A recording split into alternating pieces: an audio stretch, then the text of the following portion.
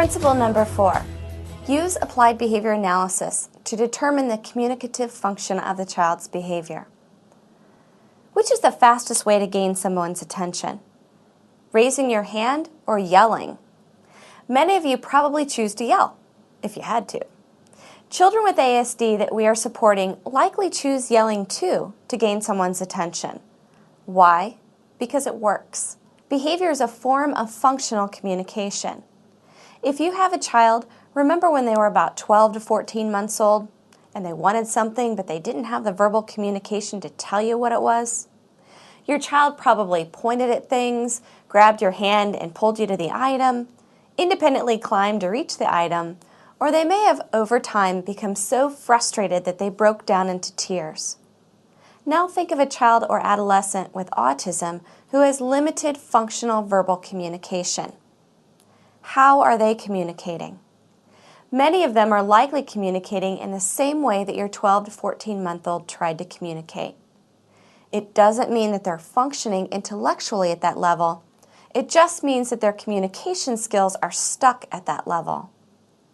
Imagine the amount of frustration that a child with ASD feels on a daily basis when he cannot communicate his wants.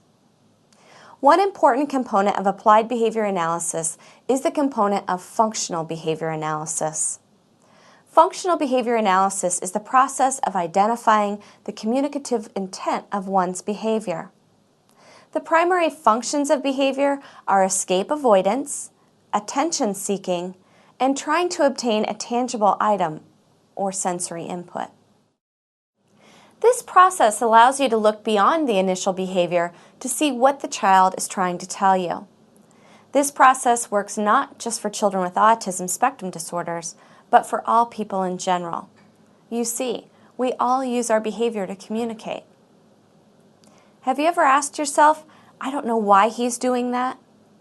Has a child's behavior ever appeared random, nonsensical, deliberate, or devious? If you've ever thought either of these two things, then it's probably time to perform an FBA. First, you need to identify or define the troublesome behavior. Your description needs to pass a pretty important test, the stranger test. Why? Because you discuss the behavior with other individuals who are supporting the student with ASD, and you need to be on the same page. The stranger test simply means that you have defined the behavior in such a way that a complete stranger could read this description and say whether or not the behavior had occurred. If I said the child hit me, what comes to mind? Some of you might envision the child drawing back, clenching his fist, and punching you somewhere on your body. Others may have seen the child slapping someone with an open hand. Still others may see that any physical contact with a child's hand to another's body could be considered hitting. I think that we can all agree that there is a huge difference between a closed fist punch and a touch. Second, you need to describe the setting in which the behavior occurs most frequently. Include the physical setting, the time of day, and the people that may be involved. Many times you can actually see patterns with a child's behavior that are specifically associated with the setting in which the behavior occurs. There may be a specific time of day in which you see an increase. There may also be specific people which also trigger the behavior. The third step is identifying specific antecedents to the behavior. What are antecedents? Those are the things that occur right before the behavior happens. For instance, has the teacher or parent just made a request for the child? Has the child just been asked to leave one environment and go to another? Many times you'll find that a specific antecedent always triggers a child's inappropriate behavior. Remember, antecedents can also be slow triggers. What's a slow trigger?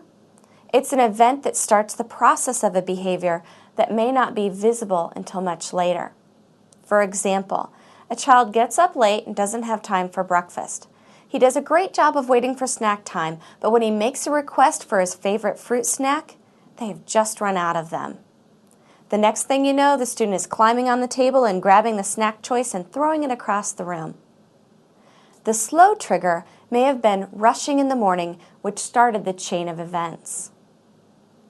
The fourth step is identifying the consequences of the behavior. Once the child exhibited the behavior, what happened? Did someone try to console the child? Was the child sent to timeout? Was the child given what he wanted? It's important to identify the consequence that ends up positively reinforcing the behavior. The fifth step is describing any environmental variables that may impact the behavior. Environmental variables can be anything from the child's diet, to the amount of sleep he's getting, to the weather outside, to a substitute teacher. Some of these things we have absolutely no control over. However, knowing the environmental variables that set off the behavior helps us to be able to predict when the behavior will occur, and if we can predict it, we might be able to avoid it. And finally, you need to develop your hypothesis. Why do you think this behavior is occurring? Once you've figured out the function of the behavior, you can develop a plan of intervention. Understanding the communicative intent or the function of the behavior increases the likelihood that an intervention will be effective. If your plan works, great. But if the plan doesn't seem to work, review the information that you've collected, because the behavior may be serving a different function than you thought. The process of an FBA may take time, but the benefits are immeasurable. The child you are supporting is exhibiting the behavior for a reason, and that reason is very meaningful for that child. As individuals who support and live with children, it's the least we can do.